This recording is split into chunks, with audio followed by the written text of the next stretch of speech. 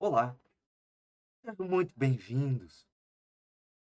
Mais uma transmissão do Grupo Espírita Jesus, o Caminho, Porto Alegre.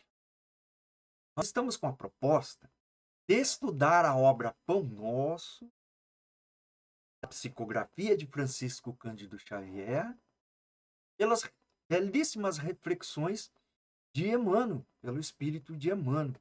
Porém, em 10 minutos, capítulo a capítulo. E hoje nos caiu o capítulo 10, Sentimentos Fraternos. E, mano, efetivamente faz uma belíssima reflexão sobre uma belíssima passagem. Carta de Paulo, a primeira carta aos Tessalonicenses, capítulo 4, versículo 9. E que, por si só, faz uma grande lição, uma grande reflexão, dizendo assim: quanto, porém, à caridade fraternal, não necessitais de que vos escreva, visto que vós mesmos estáis instruídos por Deus e vos ameis aos outros. Belíssima reflexão. Não é necessário que se nos diga que devemos fazer aos outros aquilo que gostaríamos que nos fosse feito, até porque nós sabemos disso. Não quando nos tratam bem, não nos ressentimos quando nos tratam mal, sabe? Tem consciência de tudo isso. O que nos cabe fazer? Ora, se já entendemos, procurar efetivamente aos outros aquilo que gostaríamos que nos fosse feito. Kardec, seu peculiar bom senso e também senso de perquirição, vai perguntar aos espíritos: onde está escrita a lei de Deus?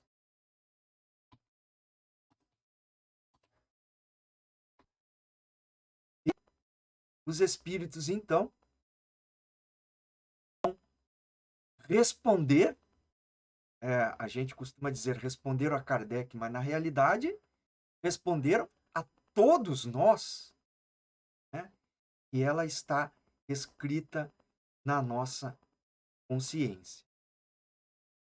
E, sendo assim, Emmanuel, fazendo a sua contribuição em torno dessa passagem de Paulo aos Tessalonicenses, nos traz o seguinte: forte contrassenso que desorganiza a contribuição humana no divino edifício do cristianismo é o impulso sectário que atormenta enormes fileiras de seus seguidores.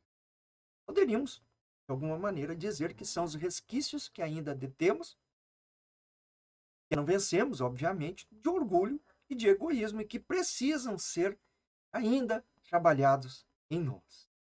E aí, olha só o que Emmanuel nos traz: mais reflexão, mais ouvidos ao ensinamento de Jesus, e essas batalhas injustificáveis estariam para sempre apagadas.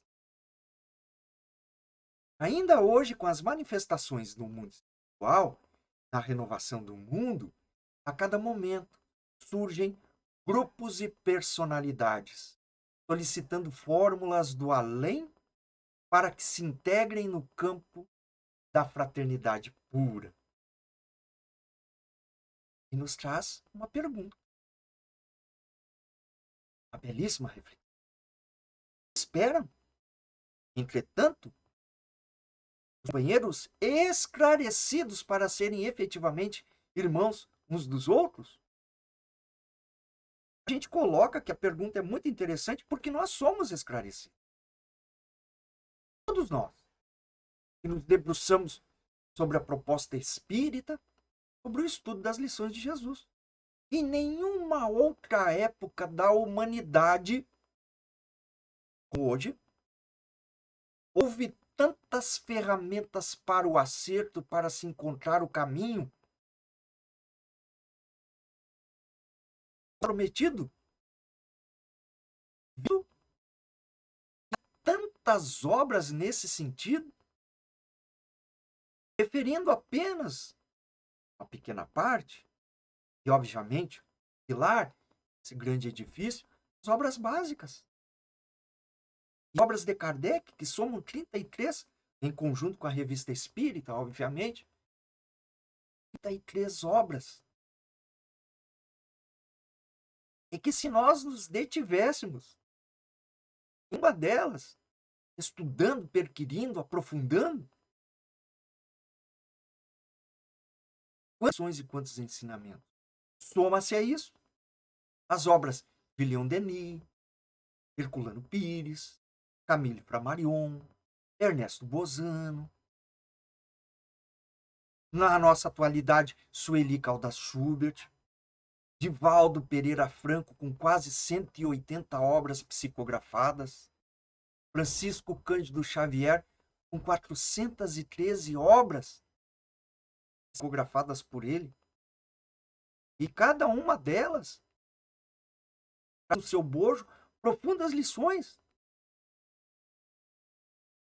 Deve procurar novidades, nem sequer,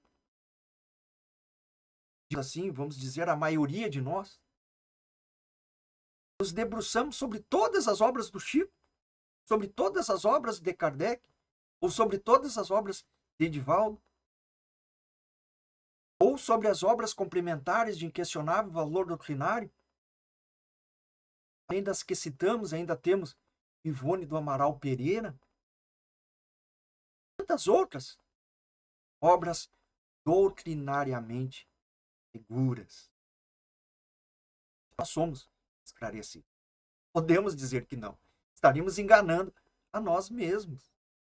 E todas essas ferramentas,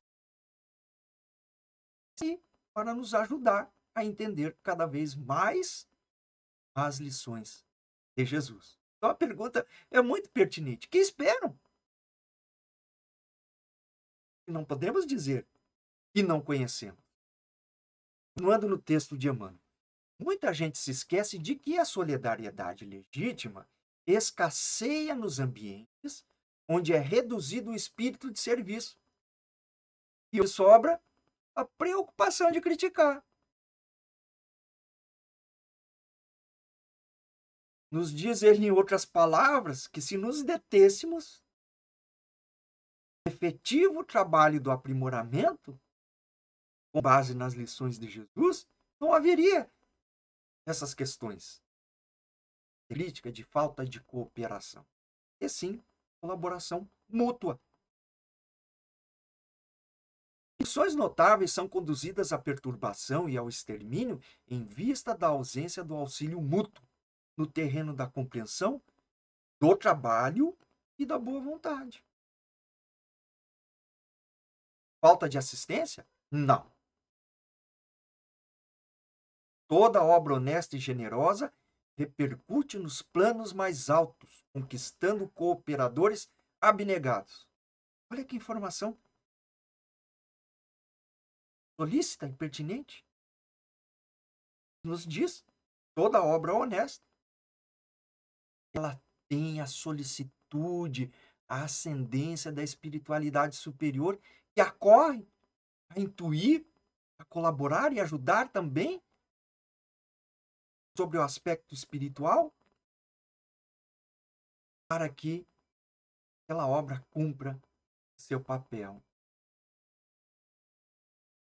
Mas nós outros nos tornamos empecilhos para que isso ocorra. Às vezes, criticando deveras, em vez de colaborar com aquele que está, por vezes, no cargo de transição transitório.